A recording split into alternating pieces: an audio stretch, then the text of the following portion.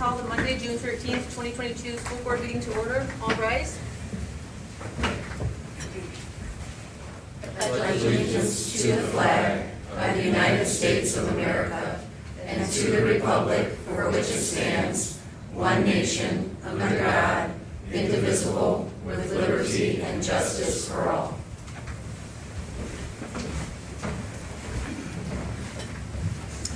Let's go to the roll call. Mrs. Gilliland.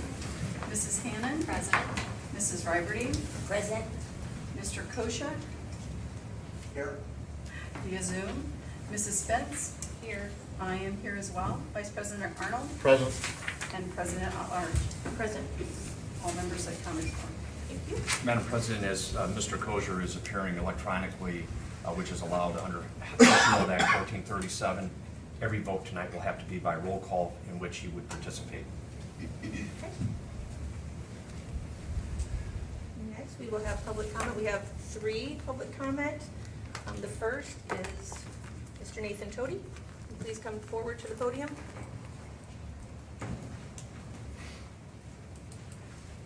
And you do have 3 minutes. All right, thank you. Good evening, board members. I appreciate the time to come in front of you and talk. Just want to hit on a few things. Tonight, I want to talk about stability, impact, and character. As some of you might know, my wife and I have 2 sons. Both have been impacted by football as well as other sports. They have started all the way through Pop Warner, come all the way through the program. Both are large kids, don't know where that came from, but they're offensive linemen. And they were impacted by Coach James. Every coach plants a seed with these kids. So my kids will now give 110% to Coach James. They have come home from school, they've gone and worked for Coach James. He has impacted every one of these kids behind me, with my kids, with a lasting effort to work hard. Stability. In 8 years, we've had 4 head coaches. It's really hard for football players to gain ground when a new body is coming in every year. What's the one constant that's been here for the last 20-some years? Coach James. Coach James has been here through the good, the bad, but he never wavers from what's important, these kids. And the impact he leaves with these kids goes well beyond school, but goes out into life. The character. Talking about somebody, we're all imperfect. Okay, we have flaws. All right, but if there is something that should keep this man from being the head coach and impacting these players continuous now for however long he wants to do it, then that be the case. But it's hard to find that unless somebody can show us that he is not appropriate for a head coaching position. Then I think Coach James is the best option. One, because he provides stability. He's been here, he's not wavering, he's not leaving, okay? Good or bad, he has shown he has stayed here with the program. Other head coaches, they leave. I don't hold, irregard for coaches if they want to leave because of family or better themselves. But Coach James is a slicer. He believes in orange and black. 2 weeks ago, there was a vote. I have a coworker that played for Coach James. We were working midnight shift. He stopped by his house. This man was not mad about the vote as much as he was concerned about the next week. How are these kids going to go to Trine? How are these kids going to stay in the program? What's going to happen to them? This man is more concerned about the kids and the program, the facilities, and everything else that the Slicers have. I just ask that you guys make a great decision and hire Coach James as the head coach for the Laporte Slicers. Thank you for your time.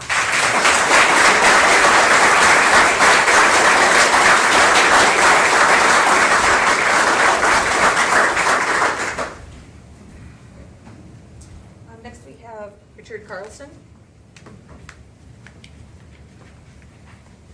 Good evening.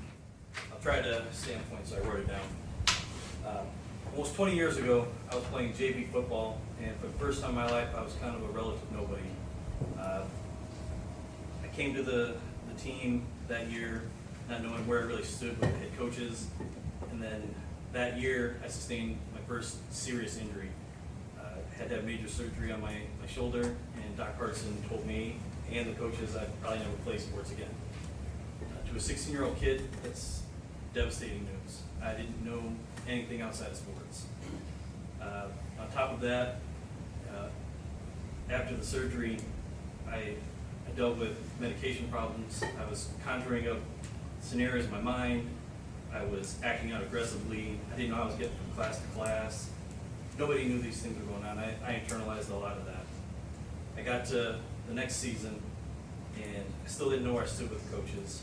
Never spoke to them about it or anything. And at that time, Coach James was the head of gear, or distributing gear out to the players. And I walked in there, it was a pretty mundane process. You know, here's your helmet, here's your girdle, pants. Then you got to the shoulder pads. Now, to you, this means nothing. To them back there, it means nothing. He went to a separate pile, grabbed me a pair of shoulder pads and said, and I quote, "Here, I found these for you, these shoulder pads for you. They sit a little higher, or protect that wonky shoulder of yours. We need our water bug out there." That meant the world to me. It was the first time I felt recognized. It was the first time I even knew that the coaches cared about my situation. Only my parents knew how hard I worked to get to that point. Coach Schillinger had never said anything to me, not to Babs Coach Schillinger, but no one had ever said anything to me. And I don't even think he realized what he did in that moment. He's so natural at his job, and that's just who Coach James is. He will take any player, student, person, and treat them as family. And he's always done that, always been like that in this community. So to say the vote for Coach James was disappointing is an understatement. There's no one more uniquely qualified and more deserving than that man. In my lifetime, I've never seen a community rush to support someone like they did. Facebook pages were created, signs have been posted all over town, and they're all standing here today because they vehemently believe that Coach James should be the head coach. I'm not into politics, I'm not a public figure, I'm not a celebrity, but I'm a person that stands up when he feels like something's wrong. And I felt on that day when voting came out that something was wrong. And I believe the community has made your jobs a little easier. You guys make a lot of tough choices for us. It's not easy to be you guys. But today, we're giving you an open book test. We've marked the pages, we've highlighted the answers. We just need you to fill out the test. So you can have football without Bob James, but you cannot have slicer football without Bob James.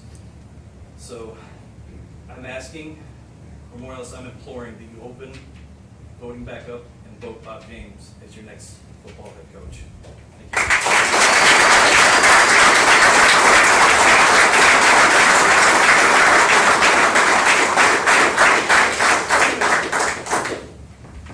you. Next, we have Ryan Seberg.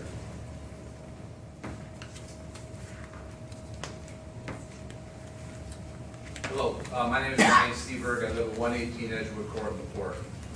I am Secretary-Treasurer of the Slicer Football Association. This is a prepared statement from our board. Since its formation in 1986, the mission of the Slicer Football Association is to positively impact the community through its promotion and exclusive assistance to all football activities within the city of Laporte. We have actively raised and given back to the Slicer Football program and the entire community hundreds of thousands of dollars over the years. Just some of these contributions have been scholarships. This year we gave 7 $500 scholarships to Hayden Lowe, Colton Cody, Gavin Zlovinski, Nick Schubel, Evan Shazeski, Chase Lewis, and Grant Not-Large.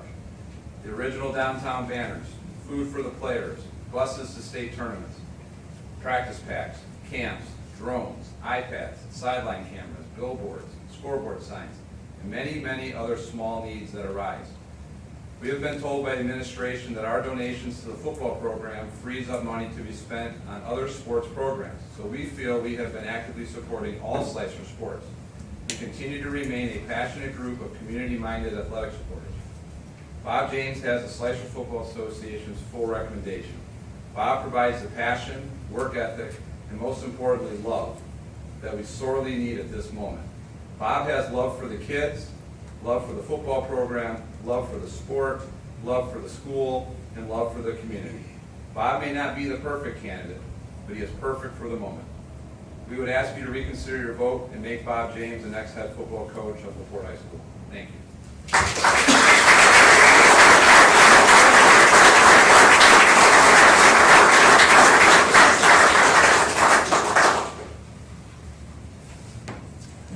Next, we'll move on to the consent agenda. The approval of the minutes of May 9th, 2022 school board meeting. The approval of the minutes of the May 25th, 2022 special executive session meeting. The approval of the minutes of the May 31st, 2022 special school board meeting. The approval of the minutes of the June 7th, 2022 special executive session meeting. Standard for Success subscription agreement. Financials for ratification and approval, June 13th, 2022. The treasurer's report of May of 2022, and the personnel recommendations and travel requests. Madam President, concerning I'm sorry for my voice tonight, personal recommendations, I would like to pull number 58 to have the board vote on separately, please. Okay. Madam President, I will motion to approve the consent agenda as presented, less the one modification Mrs. Roberty made. Okay, thank you, Shannon. Do we have a second? Thank you, Rhonda. Any discussion? No? That being said, all in favor signify by saying aye. I'm sorry, we have to do a roll Oh, call. I'm sorry, yeah. Mrs. Hannon. Aye. Mrs. Ryberty. Aye. Mr. Kosher. Aye. Mrs. Spence. Aye. My vote is aye. Mr. Arnold. Aye. And President at-large. Aye. 7 ayes have it. So we will go on and vote for the pulled item number 58. Do we have to do a motion for that? Mhm. Okay, is there a motion to approve? I make a motion, we approve Mr. James as the interim coach for Laporte Slicer football. Is that worded correctly? Yes. I will second that. Is there any discussion? Yes, I do have a question. Normally, when we have anything added to our agenda, our consent agenda, we're usually notified of that. And I believe this last week that didn't happen as usual protocol that we've usually had. And I'm concerned about that, the way that happened. I mean, usually if there's addendum or anything's been added after we originally got the information, I think that was originally sent by Tammy on Thursday. Things did change on Friday. And if I had no changes, it didn't list any of the changes. So if you look at it with all the recommendations, I don't know if anybody would have been clear what all the changes were. So you've been always very excellent about doing that and giving us any changes, but I didn't see any communication of that at all this week. So I'm concerned about that and hope it doesn't happen again, because I think we do need to be notified of the changes on the agenda, because like I said, if you said we weren't notified what they were, so. Phone conversations that went out that day, understanding that we were still working on some legitimate details of that recommendation, and that it wasn't in the original packet. I was under the impression that we were very candid about that was gonna come out and it was gonna be in those recs. If there was not something that was sent as far as an update, it was in the recs. That was simply an oversight. There's no benefit to not doing it one way or the other. No, I'm not saying that. It's just the protocol has been that if anything gets changed, there's usually an addendum that we had sitting at our desk when we come in, just to notify to make that there were changes, and there was not that. So I just hope in the future that we don't get into a habit of doing that. Okay, Mrs. Gilliland, with the vote, please. Mrs. Hannon. Aye. Mrs. Ryberty. Nay. Mr. Kosher. Aye. Mrs. Spence. Aye. My vote is aye. Vice President Arnold Aye. and President at-large. Aye. 6-1 is correct. Thank you.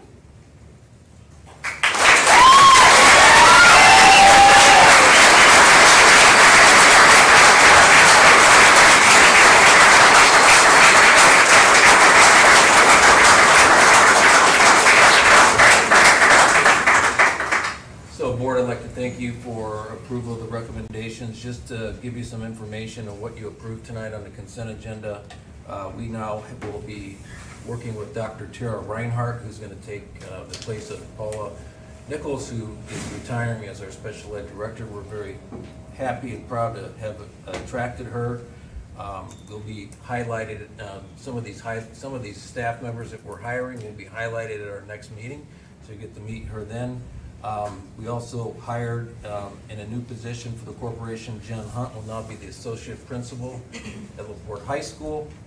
And then as well with the last motion that you made, Bob James will be our interim coach for 2022-23 school year.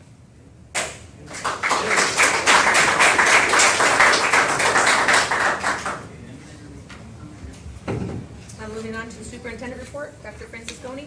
Yes, thank you. As we sit here after coming off a conclusion of a successful 21-22 school year, I just wanted to touch base on a couple of things. First of all, we were proud of the 398 graduates that we had. One of the things that does continue to change every year that we're proud of is that we're recognizing and encouraging students to go different pathways. And this particular year, we have been very busy at making sure that students have feel good and parents feel good about whether they're doing one of three things. Number one, enrolling in an institution of higher learning. Number two, enlisting in the armed forces. And number three, going into employment. And so one of the three E's, each one of those three are viable as far as our concerns. We're working very hard with our programs to line up with those, basically those pathways that we're encouraging students to go down. But regardless of, with those students going off in their separate ways, a number of students are going on with scholarships and into the military and into viable positions in the community. But as well, we had a number of successful seasons, and I would say both in athletics and as well as our academic competitions that we've had. A number of excellent in individual and team efforts, and we're witness to those in a number of events here, not just sports, but we have had some fantastic sports seasons, and the academic competitions as well as our STEM competitions we're very proud of. This past year, again, we were lucky and thankful to be back on track in some regard with regard to COVID and some restrictions. We are looking right now at preliminary Ilearn Ilearn test results, which won't be official for some period of time for the public. But we are definitely working to keep an eye on, engage the loss of learning that is evident in the previous school year's test results, including this year's, without a lot of detail coming forward. And so those are going to be priorities for us for moving forward, and looking at trying to make those gains on an individual case-by-case basis for our students by connecting with them and getting them back on track. So all in all, we're very thankful to have what was a successful school year, and we're gearing up already for next year, as you can see, with some of the hires that we had tonight. I want to talk a little bit about school safety. That's a very important topic. Of course, it's one of our three main domains that we work to continuously improve in. Anytime something happens on a national level, similar to what happened in Texas, we're all watching here as school officials, safety specialists, watching, learning, trying to weed through what's fact and what's not. In a short period of time, I can say that what is certain with us and what is accepted right now is that door security are things that we're going to be looking at here within the corporation. Locked doors, managed doors, who comes in, how they come in, when they come in. All these things we know are some sort of a reflection of what happened in Texas. As well, we also want to make sure that, as with any crisis that happens, that we are communicating and looking at our communication lines both before, during, and after a crisis.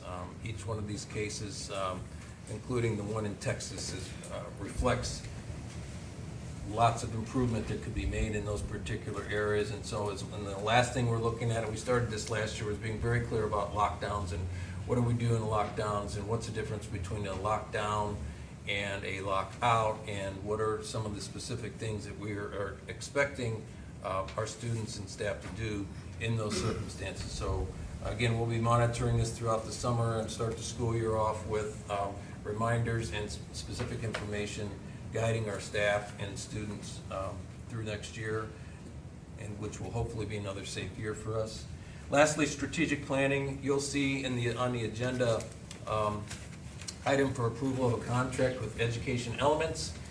Right now, we're looking to begin a strategic action plan venture for next school year.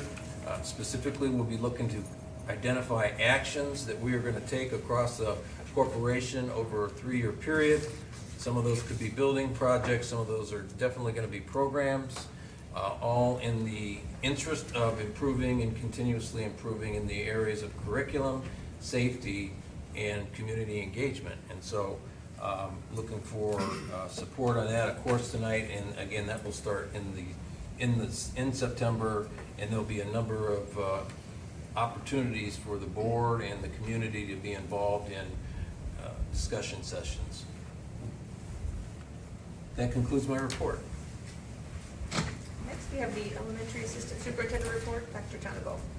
Thank you and good evening. I have 4 items I want to share with the board tonight. First, we are working right now with the YMCA on a special initiative for water safety, and next year we plan on offering swim lessons to our 4th grade students at Lincoln through a special program that promotes swimming, life skills, safety in an aquatics environment. We really feel this is an important skill. It lines up with the PE standards, our proximity to the lakes, and of course summertime activities around the swim pool. It's a really good life skill for these kids to learn. So we will be introducing that at Lincoln as a pilot program, seeing how it goes, and then we're going to develop it from there.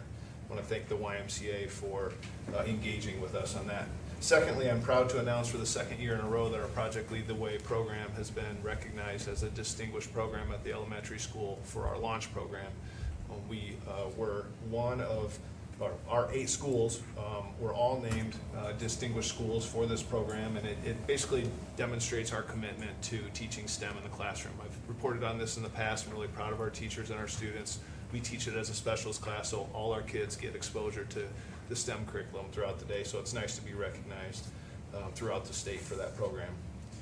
Next, I wanted to give the board some information about some recent changes through the IHSAA. The IHSAA just recently approved boys volleyball and girls wrestling as emerging sports in the state of Indiana. And emerging meaning that they're not officially sports and won't have a state sanctioned IHSAA tournament yet, but it is one step closer to that becoming the case. So we are in works right now with the Duneland Athletic Conference, our building administration, looking at what that would take to offer that. It would be a conference package, so to speak. You know, if we offer the same sports throughout the whole Duneland Athletic Conference. And so we went ahead and surveyed all our students, grades 7 through 11, just a real informal survey to get a feel for what they thought of it, and I wanted to report those results. So most of the kids who took the survey were in grades 7 through 9. The older kids just kind of ignored it. 8% of girls expressed interest in wrestling, and 19% of boys expressed interest in boys volleyball. So nothing formal, nothing official, just right now working with our conference and our administration. Currently there are 407 IHSA schools in the state of Indiana, and you have to have 50% of those offer the sport in order to sanction it and have a tournament. So we're still a long ways off from that, but if you've paid attention in the news before to our east, Porter County, or to our west, sorry, Porter County has boys volleyball, very popular over there. So I expect it to take off from here. Lastly, another piece of good news that I'm excited to share with you is the Healthcare Foundation of Laporte approved our grant for the playground improvement, safety improvements, and space improvements. So really excited about that. Just as a reminder, that's Kingsbury, Riley, and Heilman. And why did we choose those 3 schools? It's not because they're our favorites. We like them and love them. We love all our schools, but we did a needs assessment, and then also looking at the fundraising capacity of their PTO, PTAs. Those were 3 schools that have been very actively working towards improvements of their playgrounds, so we're excited to supplement their efforts with the Healthcare Foundation grant. And so I will bring you more specifics about that at an upcoming meeting, but we will begin working with a vendor on identifying, hopefully getting access to the materials. There's a shortage right now. And so in the fall, if everything were to go right, in the fall, we would hopefully have those upgrades at those 3 sites. And then lastly, the next 3 schools on our prioritized list would be next fall, we would apply for the grant. So hopefully this time next year, we would be looking at improving those 3 schools. And then finally, the following cycle would be the last 2 schools. So we would look to do this equitably across the whole school district. And that concludes my report tonight. Next is secondary assistant superintendent report, Dr. Larson. Thank you. Just a couple of highlights from the end of the school year. As Dr. Francis Coney mentioned, we had an amazing graduation ceremony on June 2nd.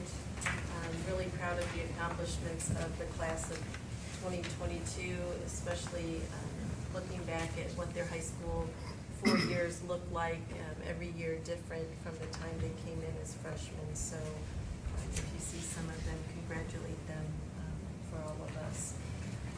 Last Monday started the secondary summer school program. We have over 400 students in grade 5 through 12 who are attending either in person or virtually at the high school for summer school.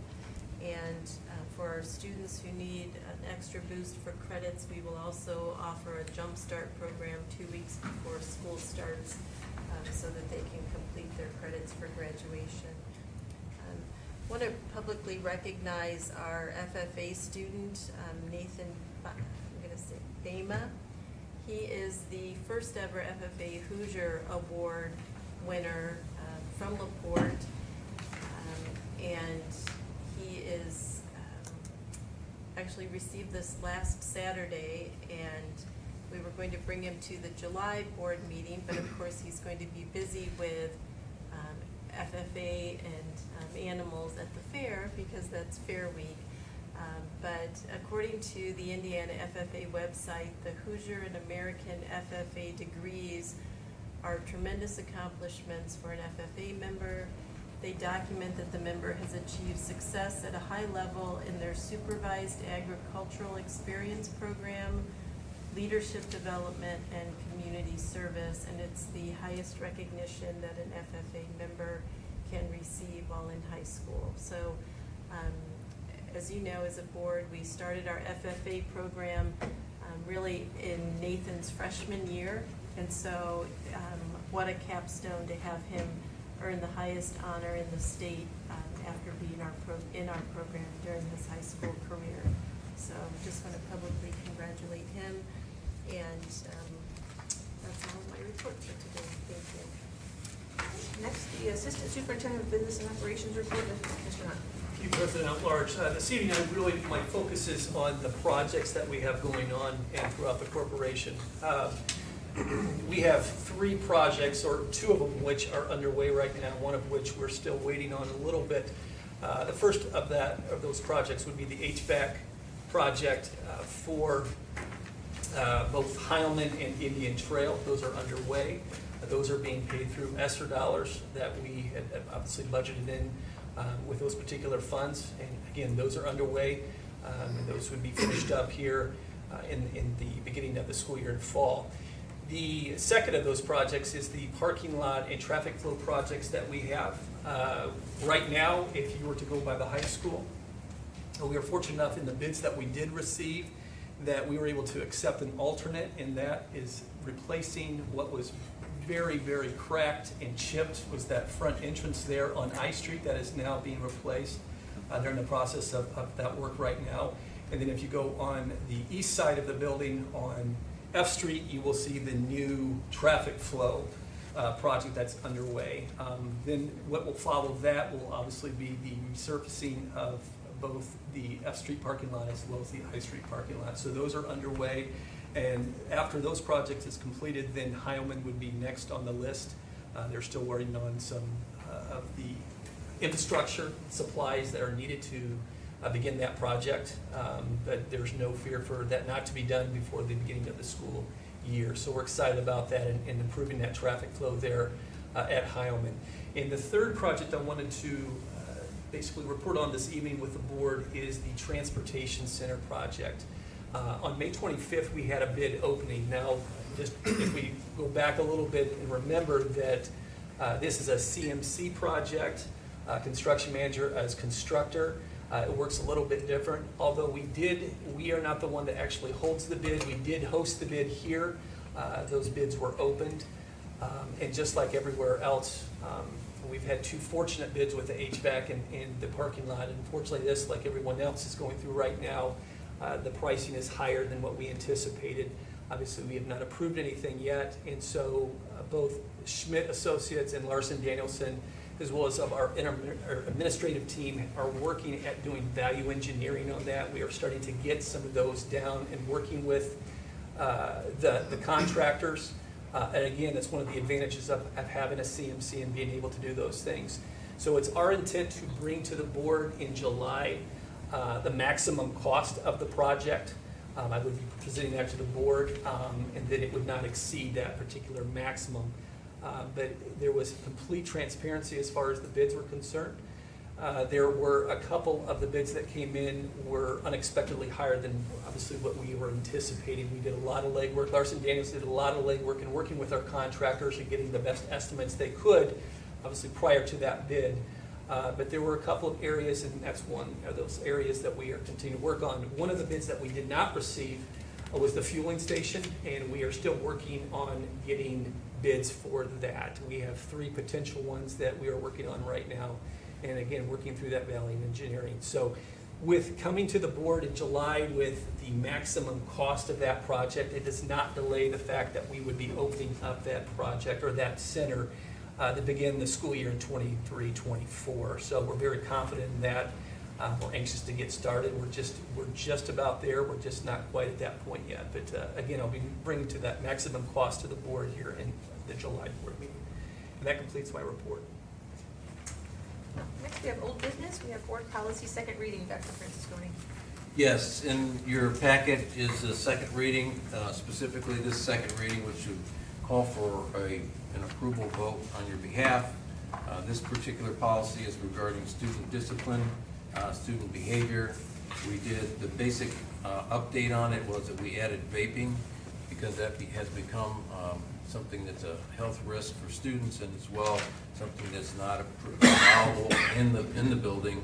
And as well, we have removed the intervention of Friday and Saturday class, which was listed in our previous policy, which we no longer exercise that intervention. And so having this being the second reading, we'd appreciate your vote on this matter. Okay, we've heard the second reading. We have a motion to approve. So moved. Thank you, Shannon. Is there a second? Thank you, Rhonda. Any discussion? Madam President, it appears that Mr. Kosher has dropped off.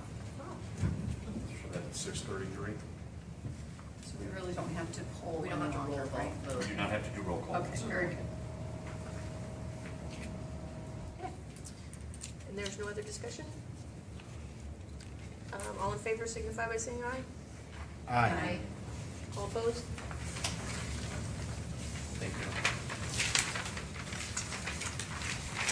Next, moving on to new business, we have the consideration for the recommendation to approve the acceptance of grants, donations, gifts, and bequests. Dr. Francisconi. Yes, thank you. Again, trying to be very diligent about our accepting of grants and donations. In this case, we have 2 this month.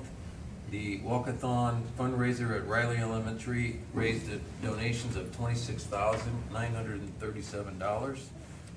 We would like for the board to officially accept that tonight. And as well, we had a donation of 85 t-shirts for our Slicer Champions mentoring program. Those t-shirts came from a combined effort between Mayor Tom Dermody and Mr. Tim Franke of Dunlin Media. So those 2 donations, we'd like to have you accept. We've heard the recommendation. Do we have a motion to approve? So moved. Thank you, Jim. Is there a second? Second. Thanks, Janet. Any discussion? None. All in favor signify by saying aye. Aye. All opposed? Motion passed. Thank you. Next is a consideration for recommendation to approve the annual renewal of the library's 360 agreement with the Laporte County Public Library. Dr. Tonigal. Thank you. Annually, we partner with the library for the library's 360 program, and this is just a renewal for the MOU for 2022. This allows us and the library to better leverage resources and services, both electronic and digital. We engage with all kinds of activities with the library, the bookmobile, mobile classroom. They have a new book bike. Their staff trains our staff on how to access their systems and things like that.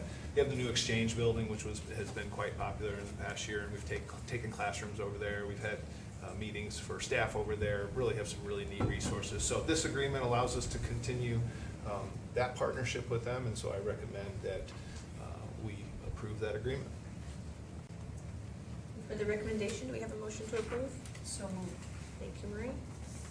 Is there a second? Rhonda, thank you. Any discussion?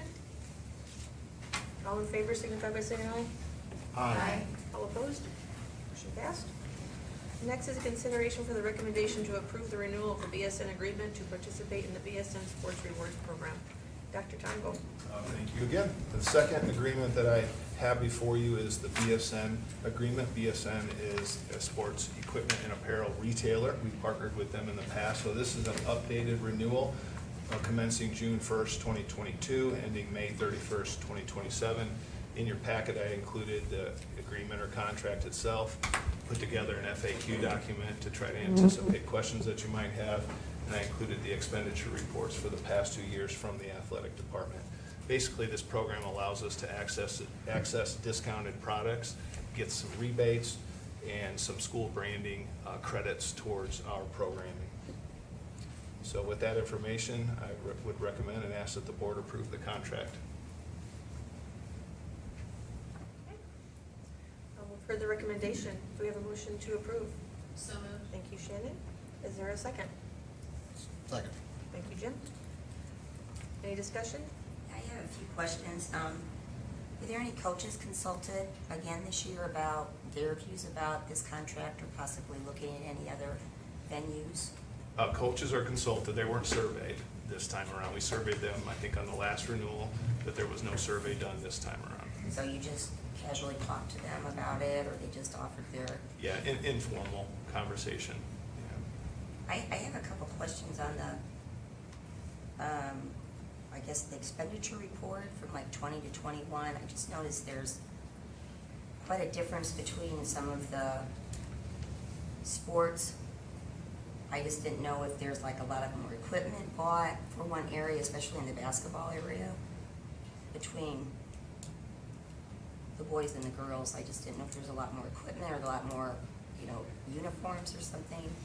I just noticed there was. Yeah, I don't have that breakdown in front of me, but you're right, it could be a uniform purchasing year, could be equipment, I'm not sure, I'd have to. Just like soccer's kind of the same way. I mean, there was nothing in girls' soccer one year, but there were the boys, so maybe they didn't need anything that year, but it kind of shows up again 21 to 22, so I just kind of wondered why I'd have that to was look the way into it that. was. Why the numbers were up like that. I know that 2021 year was that pandemic year where things were really out of whack, and then this past year it was really hard to get a hold of things, which is one of the reasons that I think this is a benefit. It's kind of a one-shop stop. They have a lot, they don't have everything, and they've not always held us to only purchasing through them. If we can't find something, we are allowed or permitted to go elsewhere.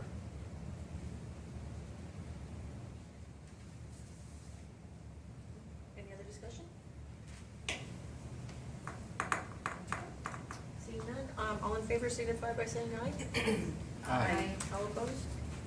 Motion passed. Next is a consideration for the recommendation for the approval for awarding National School Lunch Program food proposal for Government Publishing Office, Produce Bakery, and Dairy. Mr. Hunt? Again, President at Large, this evening, bringing to the board, this is our way of doing the bidding for our food service. So any of the supplies that we have, as well as the bakery, the dairy, and any such items that would be purchased through our food service program. We have obviously with the National School Lunch Program, there are certain guidelines and procedures we have to follow in regards to procuring what is going to be purchased for these programs.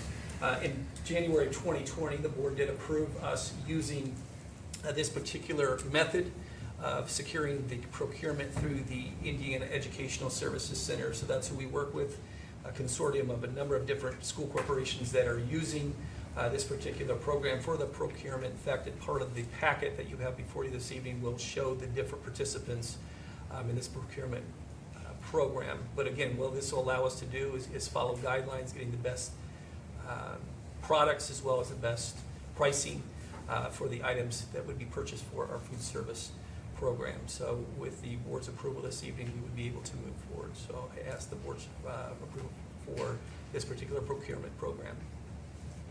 We've heard the recommendation. Do we have a motion to approve? So moved. Thank you, Mrs. Gilliland. Is there a second? Second. Thank you, Mr. Rhonda. Any discussion? No? All in favor signify by saying aye. Aye. All opposed? Passed. Thank you. Next is a consideration for the recommendation for the approval of the Educational Elements Master Service Agreement. Dr. Francisco. Yes, thank you, President At-Large. We have reviewed different proposals from providers. We've had some discussion about this. This time, we have whittled it down to Education Elements to provide the guidance and structure for our strategic planning. That will be, again, happening in September, as we spoke previously.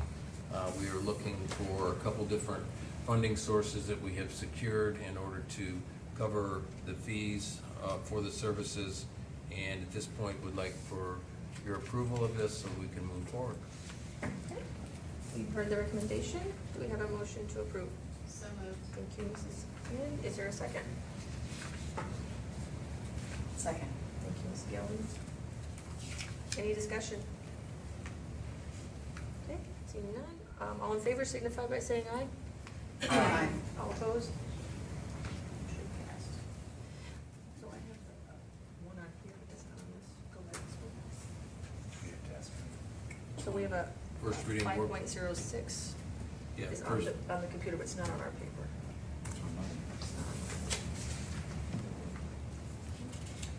That's okay, I can read it off of here, that's okay. There's the 5.05. Oh, no, I'm sorry, 5.06, the Six, first reading. right. first reading. Okay, next we have consideration for the recommendation to approve the amendment for the Northwest Health Athletic Trainer contract. Dr. Francis. Yes, we have been working closely with Northwest Health, and in particular, in order to move forward for what we believe to be, would be some improvements in our services, to hire a full-time trainer, head trainer, that will work alongside an assistant. Would like approval tonight so that we can sign the contract with them and they can begin their pursuit of a full-time head trainer to be housed at the high school, and that trainer would then be in charge of and oversee an assistant, in improving the accountability and services, we believe, for our students. Okay. For the recommendation, do we have a motion to approve? So moved. Thank you, Jim. Is there a second? Second. Thank you, Mrs. Hannon. Any discussion? I'm seeing none. All in favor signify by saying aye. Aye. All opposed? Motion passed. Thank you. Next is the board policy first reading. Dr. Francisco. Yes, this board policy, first reading again, so we will not rule on it to the second reading next month, but this language is specific to food services.